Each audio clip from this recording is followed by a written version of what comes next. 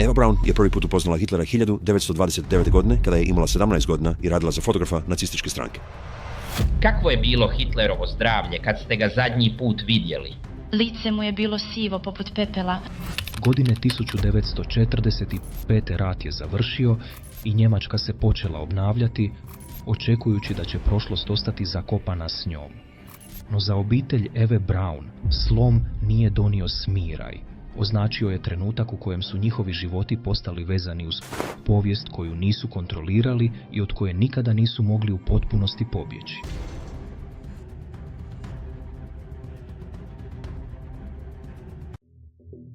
Rat završava, sjena počinje. Kada je rat završio u svibnju 1945. Njemačka nije utihnula, ona se raspala. Savezničke su snage podijelile zemlju na zone, rušeći ono što je preostalo od nacističkog režima, dok su istovremeno tragale za svima koji su s njim bili povezani. Gradovi su bili uništeni, vlasti su se urušile, a milijuni ljudi ostali su uhvaćeni između preživljavanja i odgovornosti. Za obitelj Eve Braun taj je slom preko noći postao osobna stvar. Njeni roditelji, Friedrich i Franziska Braun, nikada nisu imali moć niti političke uloge. No, njihova povezanost s Adolfom Hitlerom bila je izravna, neporeciva i nemoguća za zanemariti. Samo to bilo je dovoljno da se odmah nađu pod strogim nadzorom. Ispitivanja su započela brzo. To nije bilo obično ispitivanje, već dio širega nastojanja da se u cijelom njemačkom društvu uđe u trag lojalnosti, utjecaju i suučesništvu. Istražitelji su tražili odgovore. Što su znali, koliko su bili bliski Hitlerovu najužem krugu, jesu li imali koristi od toga. Nikada se nije pojavio nijedan dokaz koji bi opravdao kazneni progon. No, to nije bilo toliko važno koliko je trebalo biti. Jer, iako zakon nije utvrdio krivnju, sumnja se već uvukla. Ono što je započelo kao istraga nije završilo onoga trenutka kada su pitanja prestala. Sumnja je ostala, tiho i trajno, pretvarajući prezime Braun u nešto što više nije moglo postojati bez konteksta. Rat je bio gotov. Za obitelj Braun posljedice su tek počinjale. Oslobođeni, ali nikada slobodni. Kako se saveznička kontrola stezala, Njemačka je uvela sustav klasifikacije milijuna ljudi na temelju njihove uloge u nacističkom režimu. Taj se postupak nazivao denacifikacija, a cilj mu je bio odvojiti odgovorne od onih koji su pod tim režimom jednostavno živjeli. U stvarnosti, stvari nisu bile tako jednostavne. Ljudi su razvrstavani u kategorije, od glavnih prijestupnika do onih koji su smatrani tek suputnicima. Oznaka koja je definirala meni bila je Mitläufer, netko tko nije vodio ni planirao zločine, već se priklonio sustavu bez ikakva otpora. Za Friedricha i Franzisku Braun ta je etiketa promijenila sve. Nijedan ih sud nije proglasio krivima. Kazna nije izrečena. Na papiru su bili oslobođeni. No u stvarnosti nikada nisu bili slobodni. Jer suputnik nije značilo biti nevin. Značilo je biti uključen, makar i neizravno. A u zemlji koja se pokušavala suočiti s onim što se dogodilo, ta je razlika značila manje nego što se misli. Susjedi nisu zaboravljali. Stranci ih nisu razdvajali od Adolfa Hitlera. Prezime Braun nosilo je poveznicu koju nijedna sudska presuda nije mogla izbrisati. Ono što je ostalo nije bila sudska presuda. Bilo je to nešto tiše i daleko trajnije.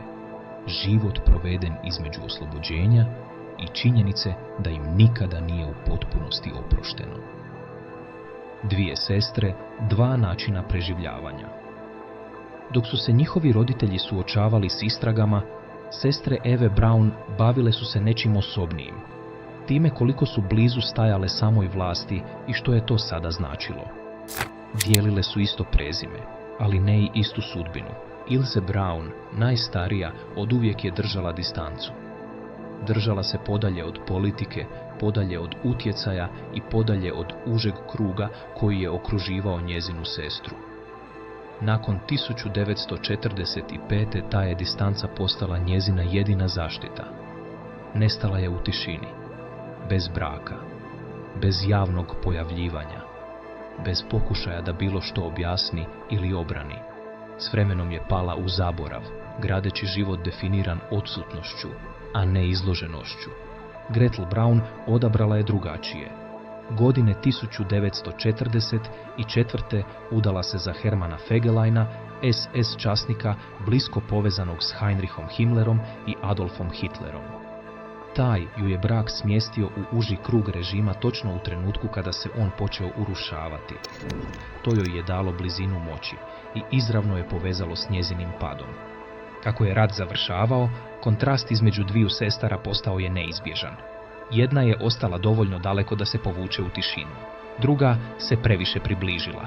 I kada se sve srušilo, nije bilo čistog izlaza. Unutar sloma užeg kruga. Do travnja 1945. Berlin je već bio izgubljen. Sovjetske su snage nadirale iz svih smjerova, a vodstvo Trećeg Rajha povuklo se u podzemlje, u bunker ispod ureda kancelara Rajha.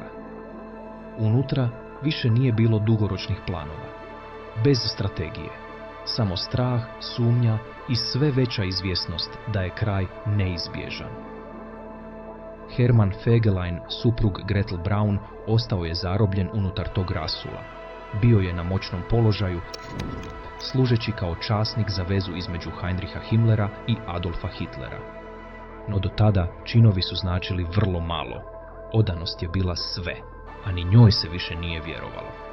Kako se situacija pogoršavala, Fegelein je pokušao napustiti Berlin, ne kako bi prebjegao, ne kako bi se borio, samo kako bi pobjegao. Pronađen je prije nego što je uspio izaći, navodno pijan i odjeven u civilnu odjeću, te vraćen u bunker. U tim završnim danima samo to bilo je dovoljno da mu se zapečati sudbina. Bijeg više nije značio opstanak, bio je to čin izdaje. Hitler je bez oklijevanja naredio njegovo smaknuće. Fegelein je strijeljan u vrtu ureda kancelara Rajha tek nekoliko dana prije nego što će i sam Hitler umrijeti. Za Gretel se sve promijenilo u trenu. Ista povezanost koja ju je nekoć dovela blizu moći, sada se pretvorila u nešto daleko opasnije. Prije nego što je rat uopće završio, ta ju je bliskost već stajala svega. Ovo nije bio samo slom režima. Bio je to trenutak u kojem je moć prestala štititi bilo koga tko je s njom bio povezan, a za obitelj Braun posljedice više nisu bile daleke, događale su se u stvarnom vremenu. Rođena u ruševinama. U svibnju 1945. tek nekoliko dana nakon što je rat u Europi završio, Gretel Braun rodila je kćer u zemlji koja više nije nalikovala na samu sebe. Njemačka je bila slomljena, gradovi razoreni, sustavi nestali i ništa stabilno nije preostalo za naslijediti. Djetetu je dala ime Eva Barbara. Zvučalo je osobno, blisko, ali je u sebi nosilo i nešto drugo. Izravnu vezu s Evom Braun i Hermanom Fegeleinom, ime koje je svijet još uvijek pokušavao procesuirati. A dijete o svemu tome nije imalo nikakvu riječ. Eva Barbara Fegelein odrastala je u Njemačkoj koja se obnavljala, ali nikada nije u potpunosti zaboravljala. Prošlost nije bila daleka. Pojavljivala se u razgovorima, u učionicama, u načinu na koji su ljudi malo duže zadržavali pogled na određenim imenima. Nije imala sjećanja na režim, niti ikakvu ulogu u onome što se dogodilo. No, to je nije odvojilo od toga. Jer povijest ne traži dopuštenje prije nego što se veže uz nekoga. Pokušala je živjeti normalnim životom, krenuti naprijed poput svih ostalih u poslijeratnoj Njemačkoj. No, ono normalno njoj nikada nije bilo u potpunosti dostupno. Godine 1971. u dobi od 25 godina Eva Barbara si je oduzela život. Ne u bunkeru, ne u ratu, desetljećima kasnije, daleko od trenutka koji je sve pokrenuo. I upravo je to ono što je teže ignorirati, jer posljedice nisu prestale 1945. godine, one su samo promijenile svoj oblik. Nevidljiva presuda.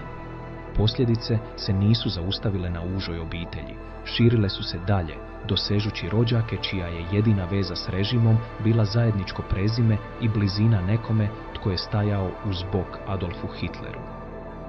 Bratići, daljnji srodnici, šira obitelj, ljudi koji nikada nisu imali moćni utjecaj, i dalje su se nalazili pod tihim nadzorom.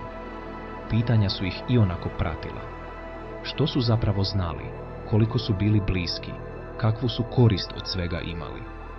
U poslijeratnoj Njemačkoj obnova se nije odnosila samo na gradove, radilo se o povjerenju, a povjerenje je bilo narušeno. To je značilo da su čak i neizravne veze imale svoju težinu. Neki članovi obitelji Braun promijenili su prezimena, drugi su se odselili, neki su se jednostavno povukli, birajući tišinu umjesto pozornosti koja nikada nije potpuno nestala. Više nije bilo službenih kazni koje bi se mogle izreći. No, to nije značilo da je osuda prestala, jer ono što je preostalo nije dolazilo iz sudnica ili dokumenata. Živjelo je u sjećanju, u razgovorima, u načinu na koji su ljudi tiho odlučivali tko je netko na temelju imena od kojeg nije mogao pobjeći.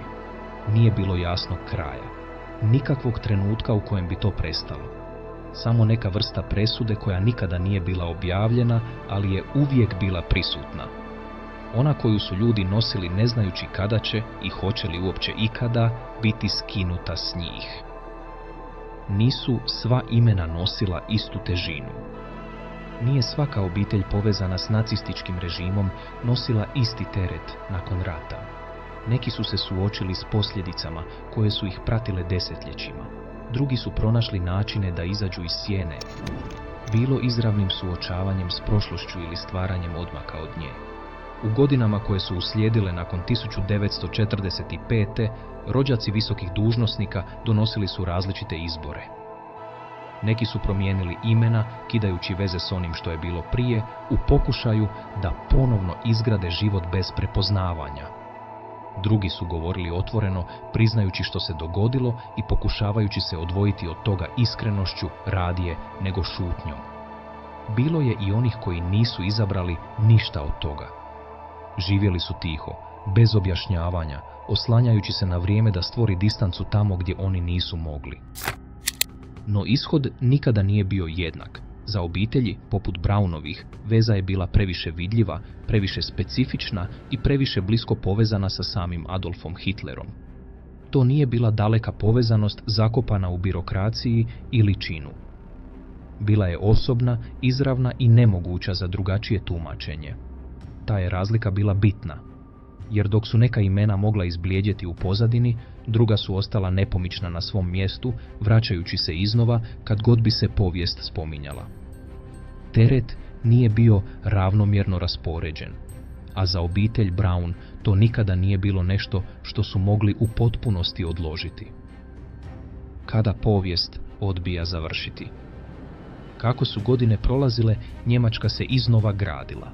Gradovi su se opet uzdizali, formirane su nove vlasti, odrasla je nova generacija odlučna u namjeri da krene dalje. Za neke je obitelji vrijeme stvorilo odmak. Na površini rat je bio završen. No za obitelji poput Braunovih on nikada nije doista prestao. Njihova povezanost s Adolfom Hitlerom nije nestala s vremenom. Ostala je vezana uz njihovo prezime, određujući kako će ih drugi vidjeti dugo nakon što su sami događaji prošli. Vrijeme je stvorilo distancu, ali ne i razdvajanje. Što više, pitanja su postajala samo složenija. Kasniji naraštaji nisu bili prisutni, nisu sudjelovali. No svejedno su morali živjeti s teretom nečega što nisu sami birali.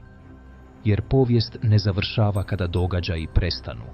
Ona se nastavlja u načinu na koji se ljudi sjećaju, kako prosuđuju i kako odlučuju tko nosi odgovornost, a tko joj nikada ne može sasvim umaći.